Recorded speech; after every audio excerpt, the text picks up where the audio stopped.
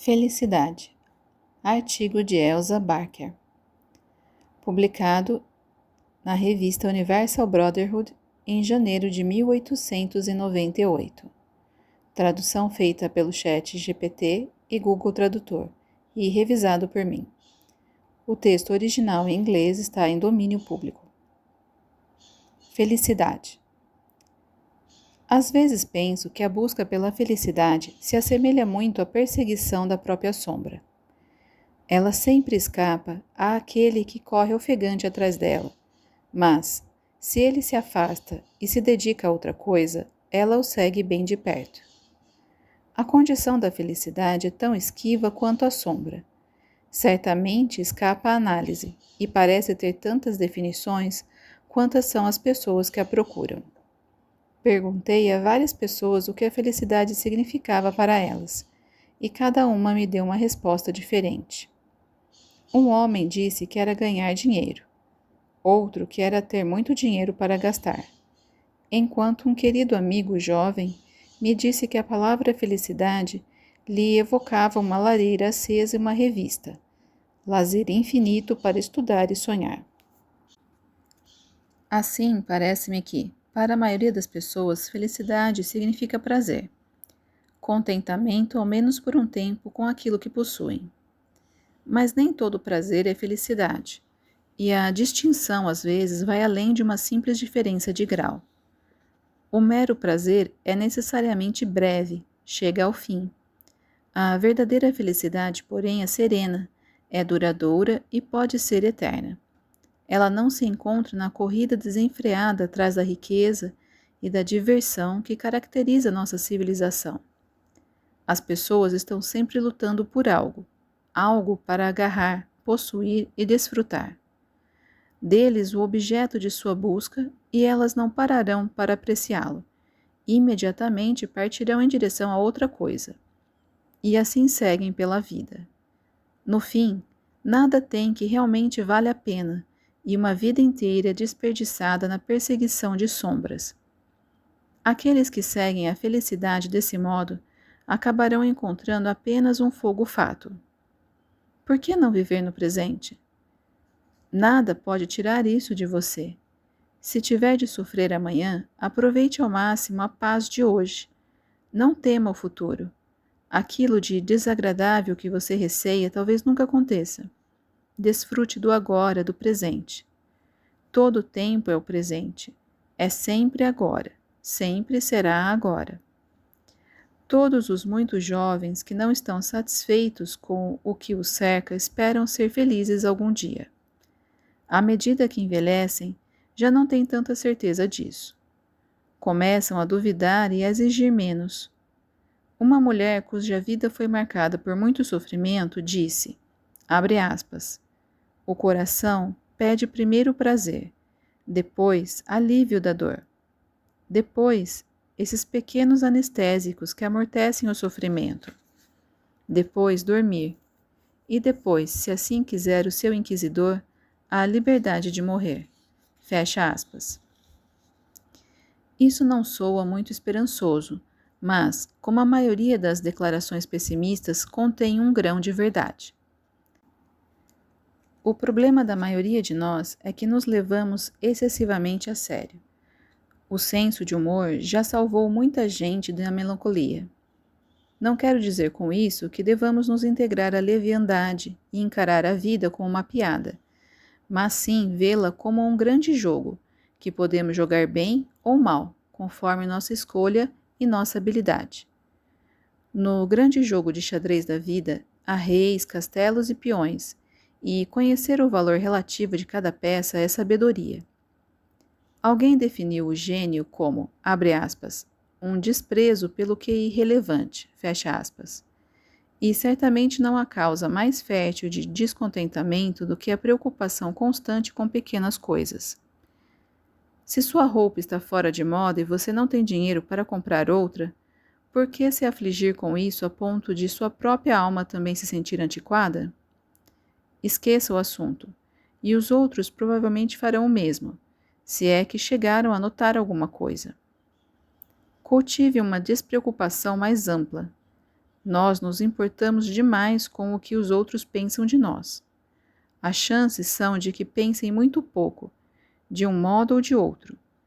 Conheci uma mulher inteligente que se fez infeliz por uma semana inteira por causa de um pequeno erro social, que provavelmente passou despercebido, exceto por uma ou duas pessoas, e que por elas foi esquecido em 5 minutos. Por que sofrer por seus erros? Você vai cometê-los, todos nós cometemos. Tire proveito da lição e depois deixe o pensamento de lado. Emerson falou dos arrependimentos como falsas preces. Outra causa da infelicidade é que exigimos demais da vida. Queremos que todos os nossos ideais se realizem e, porque não se realizam, ficamos infelizes. Esse desencanto cresce lentamente, ano após ano, à medida que, um a um, nossos sonhos morrem sem se cumprir. À medida que, um a um, os amigos que julgávamos ideais se revelam apenas mortais, e às vezes mortalmente fracos. À medida que somos forçados a renunciar, um a um, aos ideais da juventude que tanto estimávamos. Um ideal morre com dificuldade. Creio que não há sofrimento maior do que ter de abandonar um ideal. Mas saiba que seu ideal de amor, de amizade, de perfeição em qualquer coisa nunca será plenamente realizado nesta vida. Não digo isso em espírito pessimista, mas porque acredito que seja verdade. Neste mundo pouco poético, não encontramos realidades poéticas.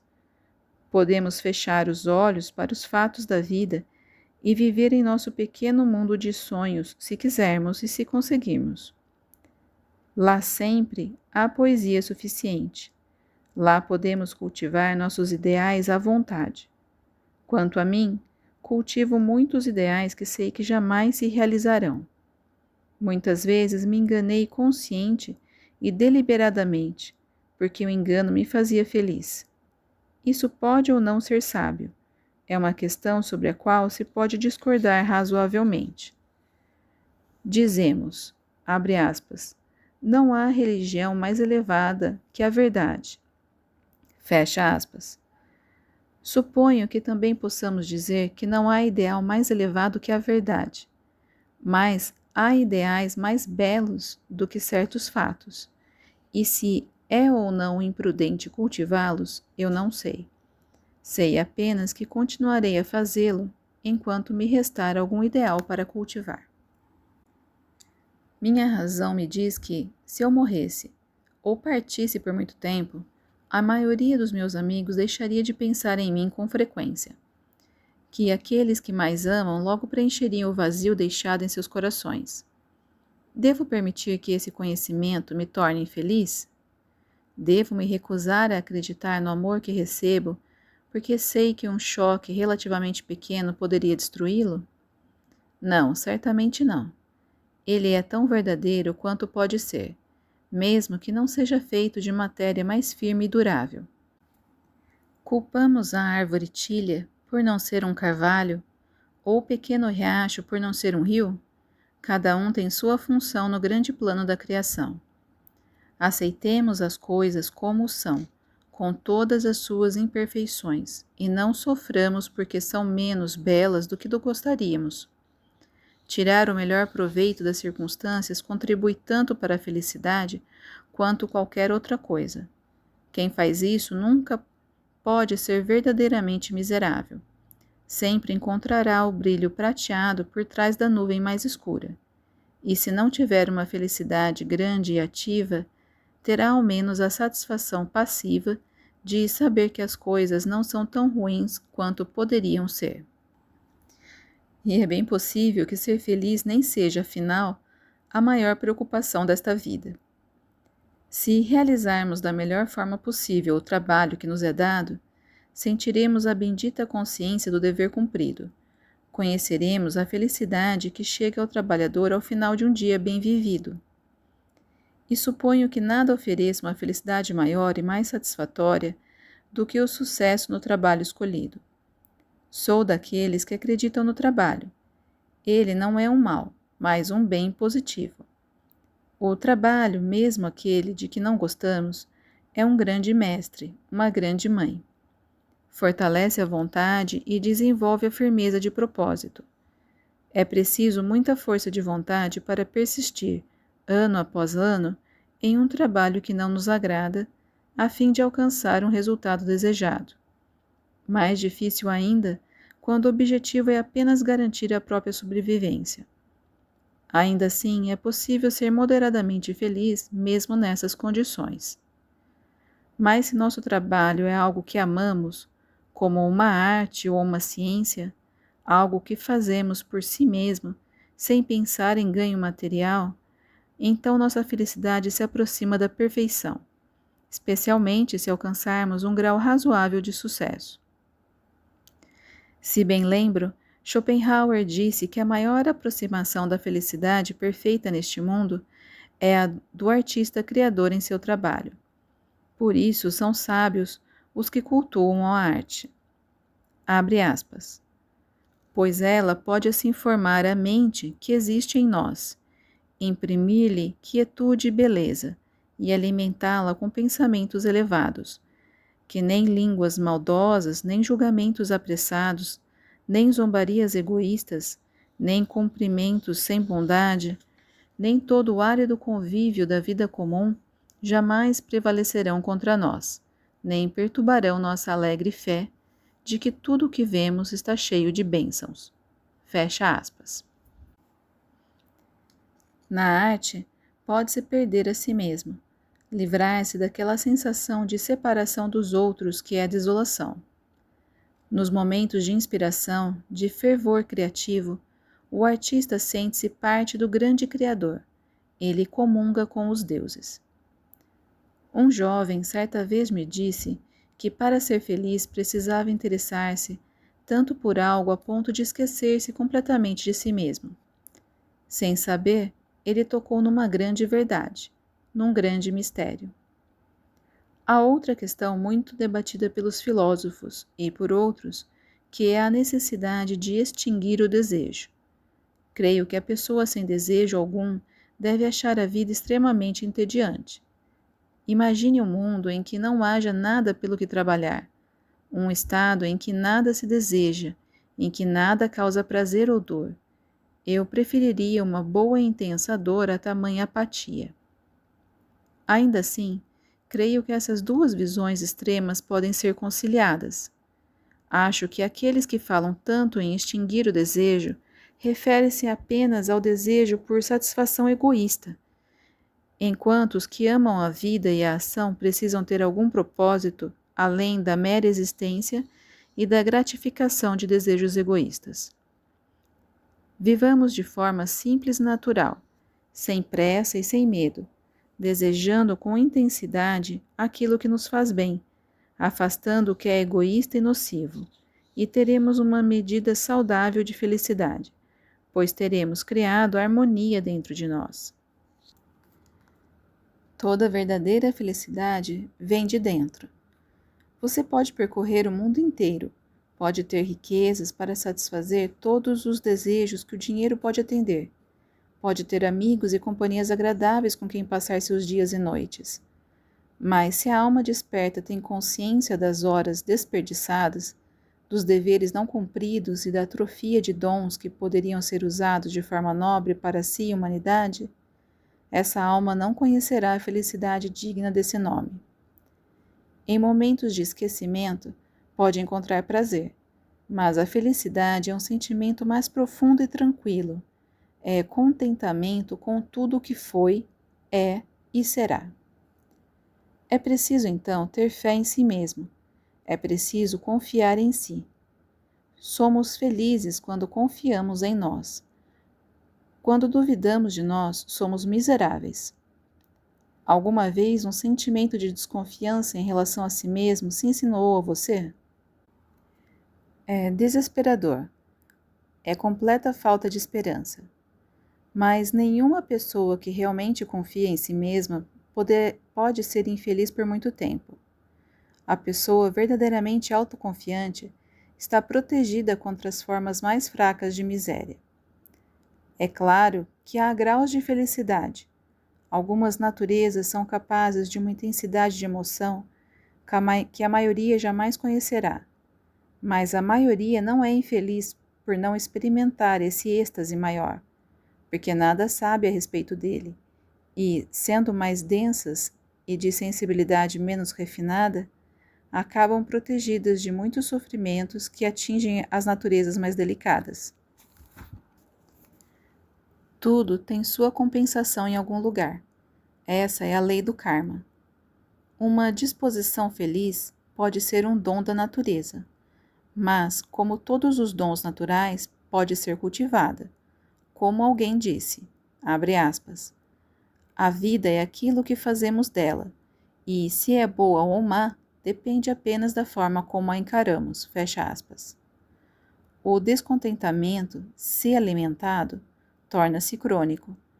Conheci pessoas que pareciam realmente odiar a si mesmas e a todos os outros, e eram sempre infelizes. Felicidade é amor, não apenas por uma ou duas pessoas, mas por todos. Um grande amor por tudo que foi criado. Um gênio nobre expressou isso assim, abre aspas, ó milhões, eu vos adoro. Um beijo para o mundo inteiro, fecha aspas. Ninguém que sinta isso pode deixar de ser feliz. Mas esse amor universal não precisa tornar alguém indiferente ao amor particular, como muitos parecem acreditar. E aqui quero dizer que considero um grande erro tentar extinguir toda a afeição especial do coração. Ninguém ama mais a humanidade por ser indiferente aos que lhe são mais próximos. Isso é puro sofisma, em minha opinião. Creio que, na mesma proporção em que alguém é capaz de amar profundamente, de modo verdadeiro e altruísta, um homem ou uma mulher, será também capaz de amar a humanidade e trabalhar para elevar os que caíram. E Pinheiro nos diz que, abre aspas, aqueles que amam profundamente nunca envelhecem, fecha aspas. O problema é que somos egoístas demais em nosso amor. Pensamos sempre no que vamos receber, não no quanto e com que generosidade podemos dar. Não precisamos ser tão avaros com o coração. Cultivemos também o espírito de bondade e de tolerância. Enquanto alguém odeia outra pessoa, sua felicidade será corrompida. Haverá uma mancha escura na alma. Dê livremente, não apenas coisas materiais, mas dê a si mesmo, sua simpatia. Talvez não adotemos a visão extrema de Drummond, de que, abre aspas, não há felicidade em ter ou obter, mas apenas em dar, fecha aspas. Ainda assim, se olharmos para trás, veremos que nossos momentos mais felizes foram aqueles em que substituímos uma lágrima por um sorriso, ou levamos uma canção a lábios que só conheciam suspiros. A felicidade não resulta da posse de algo, como geralmente se supõe, mas do uso livre, pleno e desimpedido de nossas capacidades em um serviço altruísta. Para pessoas vaidosas e egoístas, isso pode parecer impossível, mas cheguei a acreditar que o ser mais feliz do mundo é o verdadeiro filantropo, aquele cujo principal propósito na vida é levar luz à vida dos outros. Você se lembrará de que o nome de Abu Ben-Adhem, que amava seus semelhantes, estava na lista do anjo acima dos nomes daqueles que amavam o Senhor. A alma desse homem está em harmonia com a alma universal. Essa harmonia traz felicidade. É a falta de harmonia que causa a infelicidade. O que desejo dizer, para concluir, foi expresso tão bem por Matthew Arnold em seus versos sobre a autossuficiência, que cito o poema aqui. Abre aspas. Cansado de mim mesmo e farto de perguntar o que sou e o que devo ser, à proa deste navio me coloco, que me leva adiante, adiante sobre o mar estrelado. Um olhar de desejo apaixonado ao mar e às estrelas. Vós, que desde a infância me acalmastes, acalmai-me, dai-me paz até o fim. Mais uma vez, clamei: ó estrelas, ó águas, renovai em meu coração vosso poderoso encanto. Deixai que eu, ao vos contemplar, sinta minha alma tornar-se vasta como vós. Do intenso e claro firmamento, semeado de estrelas, sobre o caminho inquieto do mar iluminado, veio a resposta no ar da noite. Se queres ser como eles são, vive como eles vivem, não temendo o silêncio ao redor, nem se distraindo com as cenas que vêm. Eles não exigem que as coisas externas lhes deem amor, diversão ou simpatia. E com alegria as estrelas cumprem seu brilho, e o mar seu longo rolar prateado pela lua, pois vivem centrados em si, sem se consumir com as febres de almas diferentes. Limitados a si mesmos, indiferentes ao estado das outras obras de Deus, derramando todas as forças em suas próprias tarefas, eles alcançam a vida poderosa que vês. Ó voz nascida do ar, há muito clara e severa, um clamor como o teu ecoa em meu coração. Resolve ser tu mesmo e sabe que aquele que se encontra perde toda a miséria. Fim do artigo Felicidade. Agora um pouco sobre a autora. Elsa Barker, também chamada Elsie, nasceu em 1869 e faleceu em 1954. Ela foi uma romancista, poeta e contista norte-americana, nascida em Leicester, Vermont. Órfã ainda jovem, iniciou a carreira como taquígrafa, professora e jornalista, atuando também como editora e palestrante, com colaborações para a Biblioteca Enciclopédica Consolidada e para a imprensa de Nova York. Publicou peças de teatro, romance e vários poemas. Interessou-se pelo ocultismo, filiando-se à Sociedade Teosófica e à Ordem Rosa Cruz de Alfa e Ômega, experiências que influenciaram suas obras. Nos últimos anos, dedicou-se ao estudo da psicanálise, viveu por um período na Europa e faleceu em 31 de agosto de 1954. A sua literatura foi influenciada pela ideologia do movimento teosófico. Segundo a explicação do site da sociedade, teosofia é a palavra derivada do grego theos, Deus, divindade, e sofia, sabedoria. Sua filosofia é uma apresentação contemporânea da sabedoria perene que fundamenta as religiões, as ciências e as filosofias do mundo. Este, então, foi o artigo Felicidade, de Elsa Barker. Espero que tenha inspirado você. Vou adorar ler seu comentário e conversar com você. Até mais!